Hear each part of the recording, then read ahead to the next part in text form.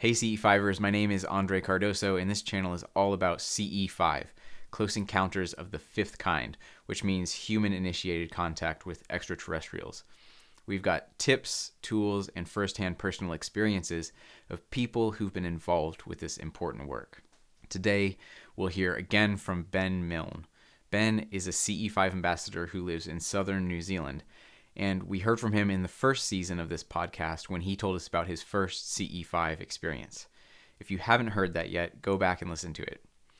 In today's conversation, Ben shares an experience that highlights the strange and interesting ways that ET contact can be confirmed, and how the connection with the ETs can spread to places and people nearby. We started the conversation by referring back to his first experience and exploring where he went from there. Yeah, so after your first experience where you kind of had this shocking realization that you initiated that craft that you saw. I thought, well, I just sort of tucked away that experience and thought, well, okay, that's great. And I thought, well, like, I just sort of thought to myself, I'm a really busy guy. I'm sure the ETs are really busy with their life as well. And I don't all of a sudden, like, because I've made this discovery, I don't want to all of a sudden, like, make a nuisance of myself and, like, start expecting them to turn up all the time and start doing this all the time. I just thought, well, I'm just going to tuck that away, and when I feel like the time's right, I'll absolutely be doing it again. So just time went on, and I just got on with life, and just always sort of kept thinking how amazing that night was. And it was actually like a whole year before I decided that I would do it again. But during that time, I kind of practiced meditation. I felt that was important to keep practicing meditation and just getting better at finding the one mind, the one consciousness. And then eventually, it was actually during the day. I was at a nice lookout in the middle of the day. It was beautiful sunshine, and I was just sitting there practicing a bit of meditation. And I was practicing the CTS technique that we've talked about, finding my way through where I am, my position on the Earth, and extending out into the solar system and in the intergalactic space, and then coming back. I'd sort of practiced that CTS technique quite a bit during the year, but I'd never really intentionally invited anyone. But today I thought, I feel like I'm ready to invite the ETs back and see what happens. And I thought, well, I know it's during the day, but I thought in my meditation I said, please come and see me tonight. But this is the key point, was that I said in the meditation, if for any reason I don't get a chance to look at the stars for any decent amount of time tonight, and I miss you if you turn up, if somebody else in Dunedin sees you or has a UFO sighting, and I hear about it, then I'll know it works. So that was what the message I'd put out. Yeah, and then so this was about 12 o'clock midday, and then in the afternoon I had to get back to my family and take my wife and kids to my niece's birthday party, which was out at a place called Brighton, out near the beach. And I don't really go out to Brighton a lot, so I was really consciously thinking in my mind about visualizing how to get out to Brighton. I was thinking, now what way am I going to drive to get there? And then I was like, oh yeah, that's right, that's the way I go. And so I drove out there. Another key point. So the day went on. I actually didn't really get much of a chance to look at the stars at all that night. So I was like, oh, it'd be interesting to see if anything happens. And then, so then the funny bit is that when I got to work on Monday morning, because this had all happened in the weekend, I think it was it was either a Saturday or a Sunday.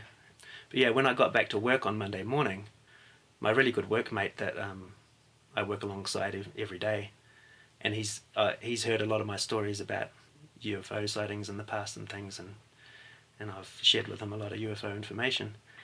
yeah, the first thing he said to me on Monday morning was, "Oh my gosh, wait until I tell you what happened in the weekend to my parents." He said they saw two bright orange orbs just hanging about above their house, and they were watching them, and then the orbs just went from stationary to swiftly taking off. And these people are like, in their late 50s, early 60s, and they're church-going Christians, and they had no experience with UFOs or anything. They didn't have any strong beliefs in ET or UFOs, but it really blew their mind, and it made them ring their son, my workmate, immediately to tell him about what they'd seen, because it was amazing to them. And yeah, so when he told me about that at work, another point is that they live out at Brighton, so they were living in the same place where I'd gone to go to my niece's birthday straight after doing the whole meditation in the CTS. So yeah, and then when my friend told me that at work, it took me a few minutes to click, but I put two and two together, and I realised that that was exactly what happened, because I very specifically had said, if somebody else sees you and I find out about it, I'll know it worked. And I certainly did find out about it. It happened exactly the way it had been planned out. But that's just an example of the high strangeness that can happen. This experience from Ben reminds me of a CE5 occurrence that Dr. Stephen Greer shared in his most recent documentary, Close Encounters of the Fifth Kind, a film I highly recommend. The experience I'm referring to happened in 1977. Dr. Greer was using the vectoring protocol of coherent thought sequencing to contact the ETs in consciousness and direct them to his location in the Blue Ridge Mountains. But he first directed the ET's attention to where he was born and raised in Charlotte, North Carolina, and then thinking out the route from Charlotte to where he was in the mountains. He went to sleep, and then on the next day, he found out about a major UFO sighting over Charlotte that was tracked by pilots and air traffic control on radar. This experience taught Dr. Greer just how accurately the ETs can follow instructions and guidance, since the path the craft took was exactly what Dr. Greer had visualized in his meditation. Now, getting back to Ben, he's going to now go on to share some other things that happened to people he is close with since he started engaging in the CE5 initiative as an ambassador. Yeah, I've sort of had a similar experience before as well. Like another workmate, he'd never thought about ETs or UFOs. He knew nothing about it. And one day I just got in the mood and I started telling him all about it. And it was sort of like I'd given him like a download of information all about ETs and UFOs. And he was very interested about what I had to say, and he sort of took it on board. And then that very night he went home. He was at night time. He was at home chilling out. He'd gone outside to have a cigarette, and he looked up and he saw a light craft coming over, and he'd never seen anything like that before. And he had his camera on charge just in the doorway, and so he just quickly went in and got it, came out, filmed it, and it was actually some really good footage. And he brought the camera in to me to show me, especially at work, and he said, "You won't believe what I saw last night. I was out having a cigarette, look at this." And he showed me, and it was like a really good bit of footage, and sort of became a bit of a work joke, because I kept on saying, "You got to bring that camera into me, I want that footage." And it's sort of like just a hilarious thing that like I had to get the UFO footage off my workmate because it was really important and everything. But he always forgot to bring it in. Like I saw it, he showed it to me, but I never got a chance to get that footage. But yeah. And then I guess another experience that happened really recently I could quickly tell you about.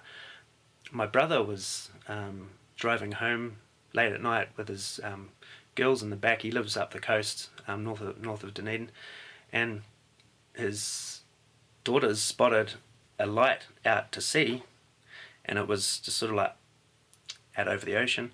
It was really bright. It got their attention. They had never really seen anything like it. How old were they? Well, the girl one of them was who grabbed my brother's phone to film it.